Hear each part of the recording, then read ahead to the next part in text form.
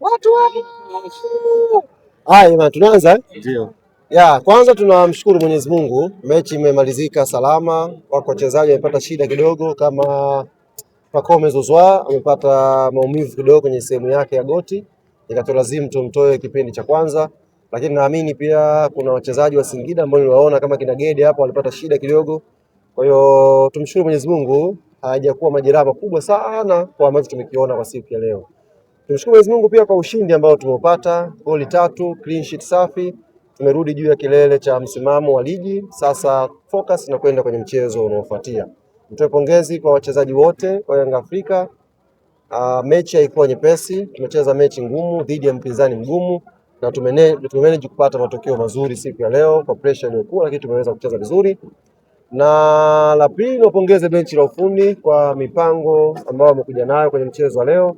Imetusaidia, imetulipa, tumeweza kupata matokeo mazuri. Mwisho niwapongeze sana mashabiki wa Yanga waliokuja leo KMC Complex. Bado michezo 7 ukijumlisha na huu wa leo, Yanga haiwezi kuwa bingwa kama wachezaji watakuja katika viwanja wakuta viwanja havina watu.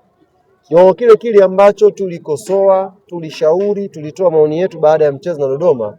Ndio kiwango kile cha nguvu na jitihada na kujitoa tunatakiwa tuwe nacho kwenye support team kwa wakati huu. Wamekuja kwa wingi leo, lakini nawaomba mechi ijayo na Namungo itakuwa ni siku ya Jumatatu inshallah, na mnafahamu Namungo pia ni kadabi kingine kadogo hako.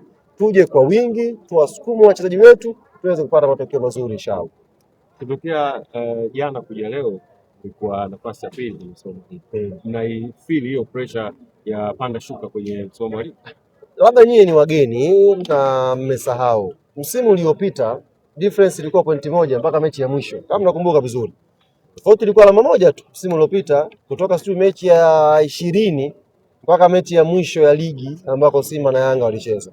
Msimu huu tofauti ni alama 2. Kwa hiyo ni pressure ya kawaida.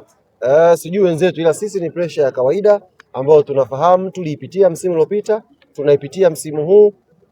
Kubwa ni kuweka jitihada. Kama tulivyosema sasa hivi ni kila mtu atashinda mechi zake. Hakuna haja ya kupiga hesabu za mwenzako. Ni wewe weka nguvu, shinda mechi zako.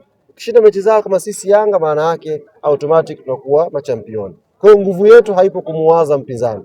Hata akicheza mechi 2, si hatujacheza, akili yetu inawaza mechi zetu. Zimebakia 6, tuna mechi ya Namungo, baada ya hapo ligi itakwenda kusimama. Tukirudi inshallah tutaweka jitihada mechi 5 zilizobakia tuweze kushinda zote. Mchezaji, mchezo leo umeondoka na alama 3, lakini pia goli 3, mmerejea kileleni na mmeondoka na clean sheet. Tafsiri yake hii ni nini? Tafsiri yake hii ni focus yetu na concentration ya wachezaji ipo kwenye kutafuta ubingwa. Ukiangalia mechi ya leo tumecheza vizuri, tumecreate nafasi, tunaweza kufunga hata goli 5 leo, lakini tulikuwa tunajitahidi tusifanye makosa eneo la ulinzi.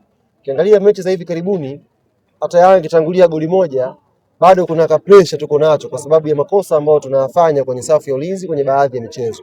Kwa hiyo concentration ikiongezeka, makosa yakipungua kwenye safu ya ulinzi, kwa ligi inapokwenda, kuna mechi hapa utashinda kwa 1-0, kuna mechi utashinda kwa 2-1. Kwa hiyo cha muhimu sisi ni kuto kufungwa goli. Ukifunga mengi sawa, lakini cha muhimu ni kuto kufungwa goli. Na tumekifanya kwa siku ya leo. Tumekuona wakati wa substitution ya Betachi. Ilikuwa unawashawishi baada ya substitution ya Metacha walipofungwa tena Singida ukashawishi wambadilishe na sahihi. Kwa ushauri ama ulikuwa? Alikuwa na mshauri kocha wa Singida. Sasa makipa si wako watatu. Wa kwanza kafungwa, kamtoa. Wa pili kashafungwa, asichelewe angemuingiza na ule kipa wa tatu naye chugo lake 1 la 3. Bahati mbaya hakufanya hivyo, lakini nilikuwa najitahidi kumconvince kwamba kocha tayari uliyomuingiza naye kachukua chuma. Sasa mtoe aje dogo mwingine naye achukue kwake. Taratibu wa kawaida. Nimeona uchambuzi technical, unajua kuna vitu vinafanyika technical, vinafanyika katika level ambao sijui, labda ni wachambuzi wanafanya makusudi au vipi. Kwa mchambuzi amesema kosa la Metacha Mnata, na hapa sasa anakuja kama mchambuzi ndio anasema kosa la Metacha Mnata, amepanga ukuta, amekaa nyuma ya huo ukuta baada ya kupanga. That's very right, ndio. Lakini tuulizane, Alan Okello kafunga ule mpira kwenye mwamba upi? Mwamba ambao ukuta ulipangwa au mwamba ambao ukuta haukupangwa? Kwa sababu unaposema vile technically, ukishapanga ukuta, kipa lazima uje ukae upande ambao utauona mpira. Sasa tuulizane hapa, kama Metacha angekuja katikati ya goli alikopiga Alan Okello angeenda kule? Singeenda, lakini alipokaa ndo mpira. Kwa hiyo tujaulaumu ule ukuta, kwa sababu mpira umepita kwenye ukuta. Okello angepiga kwenye mwamba ambao uko wazi akafunga, ungemlaumu goalkeeper. Kafunga katika mwamba ambao ukuta ulisimama, hamna kipa angepanga ukuta alafu arudi acheze kule ambao Okello kaweka. Zile foul anapiga watu wawili tu duniani, ndugu zangu, wawili tu zile foul za namna ile. Anapiga Lionel Messi, anapiga na Alan Okello Stabo, wawili tu. Sasa kama ndio mfumo huu wa kufukuza makipa baada ya Okello kufunga foul, tujiandae hizo mechi 6. Kuna watu barua watakuwa hawana. Kama ratibu ndio huu, zitaingia sana zile, ndugu zangu. Semaji umezungumza kuhusiana na mashabiki. Tumeona wakati anaingia captain alisimama na kuanza kumpigia pongeza. Pengine kile ambacho ulikuwa unawaomba mkifanyia kazi na wamekifanyia. Wamekifanyia kazi na wamesahihisha makosa yao. Kama ambavyo wachezaji huwa wanakosea dakika 90, na sisi viongozi na mashabiki na wanachama kuna moment tunakosea.